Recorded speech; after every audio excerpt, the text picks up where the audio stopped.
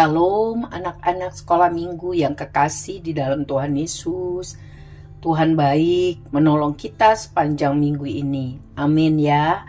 Semoga anak-anak sehat dan bergembira karena Tuhan Yesus baik. Ia menyertai kita. Hari ini Minggu tanggal 11 Agustus tahun 2024. Kita semua bersukacita karena Tuhan. Kita mau memulai sekolah minggu kita pagi ini. Mari kita berdoa. Tuhan Yesus yang baik, terima kasih Tuhan memelihara kami sampai hari ini. Mohon ampun buat semua dosa salah kami. Tuhan, kami mau belajar mengasihi-Mu, melakukan hal-hal yang menyenangkan hati-Mu. Terima kasih Tuhan Yesus yang baik. Kami berdoa dalam nama Tuhan Yesus. Amin. Anak-anak, mari kita bernyanyi bersama-sama teman-teman yang ada di video ini. Nyanyi dengan gembira untuk Tuhan Yesus, oke?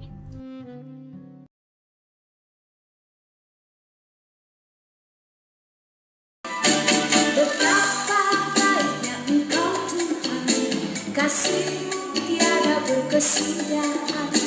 Betapa mulia kasih-Mu Yesus, jiwaku diselamatkan. Hosana ku memuji Tuhan, Hosana ku tinggikan Yesus. Hosana, Hosana, Hosana. Betapa baiknya Engkau Tuhan, kasih-Mu tiada berkesudahan. Betapa mulia kasih-Mu Yesus, jiwaku diselamatkan. Hosana ku memuji Tuhan, Hosana ku tinggikan Yesus. Hosana, Hosana, Hosana.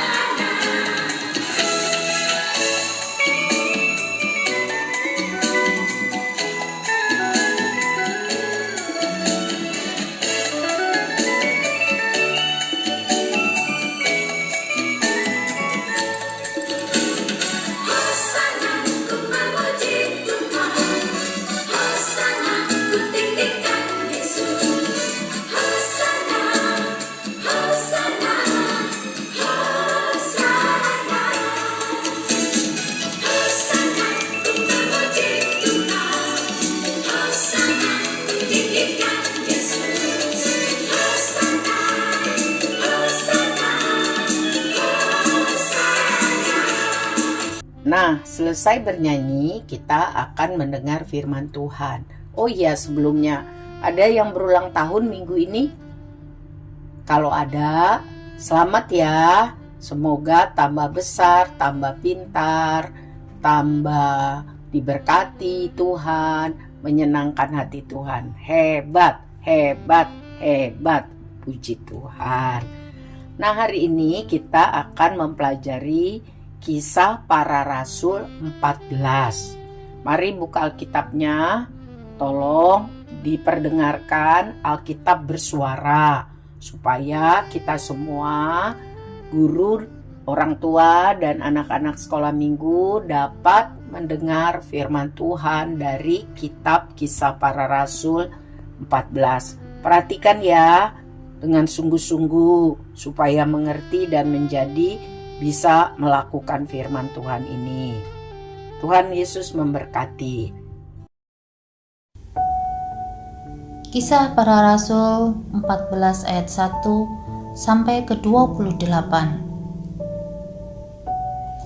Di Ikonium pun kedua rasul itu masuk ke rumah ibadat orang Yahudi, lalu mengajar sedemikian rupa sehingga sejumlah besar orang Yahudi dan orang Yunani menjadi percaya. Tetapi orang-orang Yahudi yang menolak pemberitaan mereka memanaskan hati orang-orang yang tidak mengenal Allah dan membuat mereka gusar terhadap saudara-saudara itu. Paulus dan Barnabas tinggal beberapa waktu lamanya di situ. Mereka mengajar dengan berani karena mereka percaya kepada Tuhan. Dan Tuhan menguatkan berita tentang kasih karunia-Nya dengan mengaruniakan kepada mereka kuasa untuk mengadakan tanda-tanda dan mujizat-mujizat. Tetapi orang banyak di kota itu terbelah menjadi dua. Ada yang memihak kepada orang Yahudi, ada pula yang memihak kepada kedua rasul itu. Maka mulialah orang-orang yang tidak mengenal Allah dan orang-orang Yahudi bersama-sama dengan pemimpin-pemimpin mereka menimbulkan suatu gerakan untuk menyiksa dan melempari kedua rasul itu dengan batu. Setelah rasul-rasul itu mengetahuinya, menyingkirlah mereka ke kota-kota di Likaonia, yaitu Listra dan Derbe dan daerah sekitarnya. Di situ mereka memberitakan Injil. Di Listra ada seorang yang duduk saja karena lemah kakinya dan lumpuh sejak ia dilahirkan dan belum pernah dapat berjalan. Ia duduk mendengarkan ketika Paulus berbicara. Dan Paulus menatap dia dan melihat bahwa ia beriman dan dapat disembuhkan. Lalu berkatalah Paulus dengan suara nyaring, "Berdirilah tegak di atas kakimu." Dan orang itu melonjak berdiri, lalu berjalan kian kemari. Ketika orang banyak melihat apa yang telah diperbuat Paulus, mereka itu berseru dalam bahasa Likaonia, "Dewa-dewa telah turun ke tengah-tengah kita dalam rupa manusia." Barnabas mereka sebut Zeus dan Paulus mereka sebut Hermes, karena ia yang berbicara. Maka datanglah imam dewa Zeus yang kuilnya terletak di luar kota, membawa lembu-lembu jantan dan karangan-karangan bunga ke pintu gerbang kota untuk mempersembahkan korban bersama-sama dengan orang banyak kepada rasul-rasul itu. Mendengar itu, Barnabas dan Paulus mengoyakkan pakaian mereka, lalu terjun ke tengah orang banyak itu sambil berseru, "Hai kamu sekalian, mengapa kamu berbuat demikian? Kami ini adalah manusia biasa, sama seperti kamu. Kami ada di sini untuk memberitakan Injil kepada kamu, supaya kamu meninggalkan perbuatan sia-sia ini dan berbalik kepada Allah yang hidup, yang telah menjadikan langit dan bumi, laut dan segala isinya. Pada zaman yang lampau Allah membiarkan semua bangsa menuruti jalannya masing-masing. Namun, Ia bukan tidak menyatakan dirinya dengan berbagai-bagai kebajikan, yaitu dengan menurunkan hujan dari langit dan dengan memberikan musim-musim subur bagi kamu. Ia memuaskan hatimu dengan makanan dan kegembiraan." Walaupun rasul-rasul itu berkata demikian, namun hampir-hampir tidak dapat mereka mencegah orang banyak mempersembahkan korban kepada mereka. Tetapi datanglah orang-orang Yahudi dari Antiokhia dan Ikonium, dan mereka membujuk orang banyak itu memihak mereka. Lalu mereka melempari Paulus dengan batu dan menyeretnya keluar kota, karena mereka menyangka bahwa ia telah mati. Akan tetapi ketika murid-murid itu berdiri mengelilingi dia, bangkitlah ia lalu masuk ke dalam kota.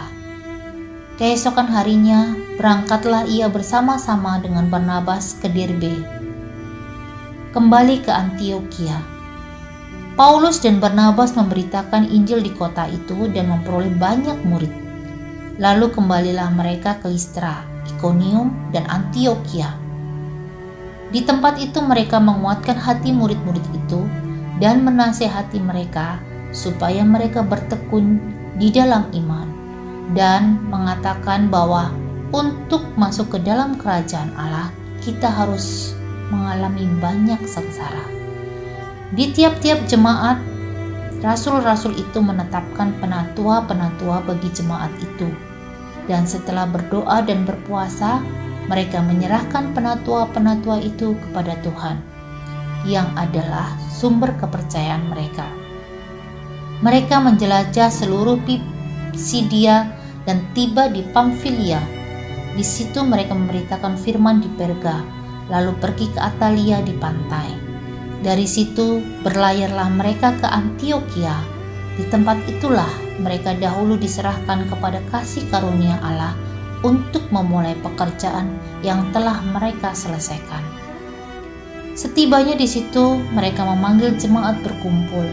Lalu mereka menceritakan segala sesuatu yang Allah lakukan dengan perantaraan mereka, dan bahwa Ia telah membuka pintu bagi bangsa-bangsa lain kepada iman.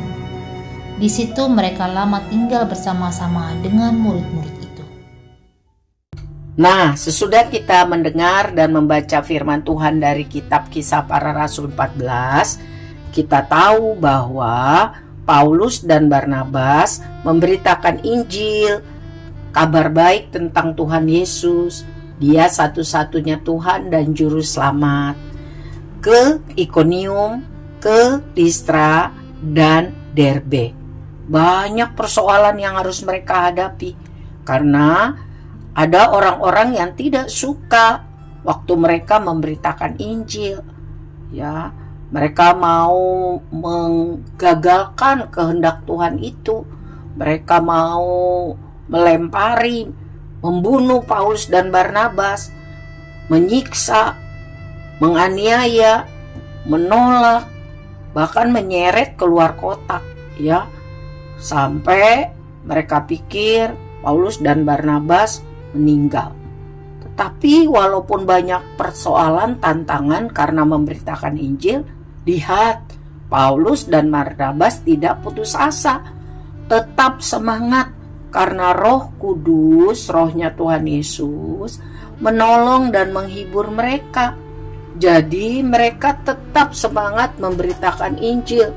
Dan lihatlah, banyak orang yang menjadi percaya kepada Tuhan Yesus. Banyak orang yang diselamatkan, diampuni dosa-dosanya. Dan mereka hidup dipimpin Tuhan. Kalau mereka meninggal, mereka pasti masuk surga. Jadi anak-anak sekolah minggu, tugas kita semua sebagai orang yang percaya kepada Tuhan Yesus, bukan percaya diselamatkan sendirian, tetapi kita bertanggung jawab untuk memberitakan Injil. Itu tugas, itu harus. Gak bisa bilang, kalau saya mau. No. Setiap orang percaya, Tuhan sudah pesankan sebelum dia naik ke sorga, pesan yang agung, yang biasa disebut amanat agung. Baca ya, tanya ya guru sekolah minggunya di Matius 28 ayat terakhir, bahwa setiap orang percaya harus memberitakan Injil. Masalah boleh datang, tantangan dan persoalan tidak bisa dihindari, karena setan atau iblis tidak suka kalau orang-orang diselamatkan. Dia suka kalau orang bersama-sama dia nanti masuk ke neraka. Siapa yang mau masuk neraka? Saya tidak. Siapa yang mau keluarganya, teman-temannya masuk neraka? Saya tidak. Jadi mari kita peduli kepada orang lain. Mari kita berdoa bilang, Tuhan Yesus, terima kasih Tuhan mengasihi saya. Saya juga mau mengasihi Tuhan. Saya mau melakukan setiap hari apa yang Tuhan senang. Beri saya kesempatan, beri saya keberanian untuk bercerita kepada orang-orang tentang Tuhan Yesus yang hebat, yang baik, yang berkuasa. Ya, mari anak-anak ceritakan kepada orang lain pertolongan Tuhan yang pernah kamu alamin. Siapa pernah sakit, lalu Tuhan tolong. Siapa pernah sedih, lalu Tuhan hiburkan. Siapa pernah susah, lalu Tuhan berikan kekuatan dan sukacita. Ya, saya pernah. Bagaimana dengan kamu? Pernah enggak? Kalau pernah, ayo ceritakan kepada orang lain.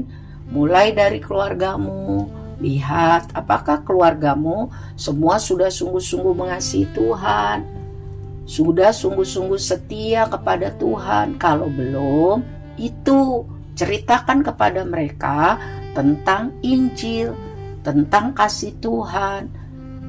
Bagaimana dengan teman-temanmu, dengan orang-orang yang kamu kenal? Apakah mereka sudah percaya kepada Tuhan Yesus?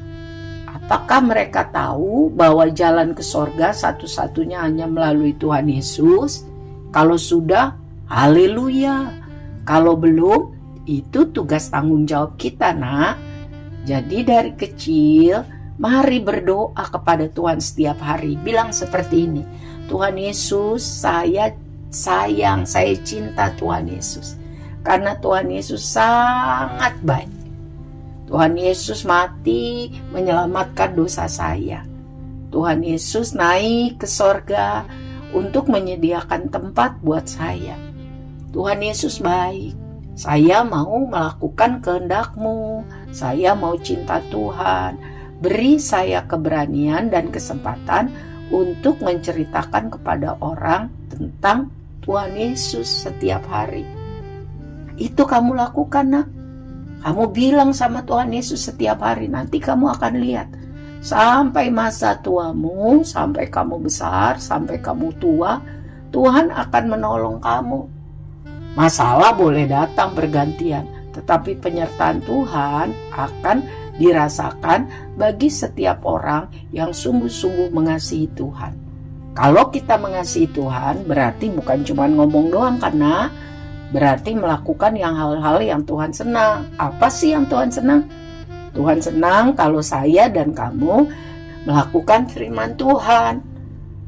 Ya, jadi garam dan terang dunia. Dan yang kedua, Tuhan senang kalau kita setiap hari memberitakan Injil. Supaya apa? Supaya banyak sekali orang boleh mengenal Tuhan Yesus dan diselamatkan. Oke, mari kita berdoa. Siap mencintai Tuhan Yesus lebih sungguh-sungguh. Siap jadi laskar Kristus, jadi garam terang dunia, dan jadi pemberita Injil. Maka penyertaan Tuhan kita akan alami senantiasa, terus-menerus, sampai kesudahan zaman. Artinya sampai kita meninggal, sampai kita masuk surga, kita alami pertolongan Tuhan. Amin. Mari kita berdoa. Tuhan Yesus yang baik, terima kasih kami sudah mempelajari firman-Mu dari Kisah Para Rasul 14. Kami mau melakukannya. Kami mau menjadi saksi Tuhan Yesus dengan perkataan dan perbuatan. Kami undang Roh Kudus menguasai hidup kami. Kami juga berdoa untuk orang-orang Kristen di seluruh dunia, biar kami semua sungguh-sungguh mau menjadi pelaku firman, supaya Injil disebarkan di seluruh dunia. Kami mau taat kehendak-Mu. Kami menyerahkan hidup kami minggu yang akan datang untuk dipimpin dan dikuasai Tuhan. Angkat tangan, nak, terima berkat Tuhan. Kasih Allah Bapa yang sempurna dan kekal menguasai roh, jiwa, tubuh kami. Di dalam nama Bapa, Anak, dan Roh Kudus kami berdoa. Amin. Tuhan berkati. Selamat melakukan firman Tuhan. Tuhan beserta kita. Immanuel.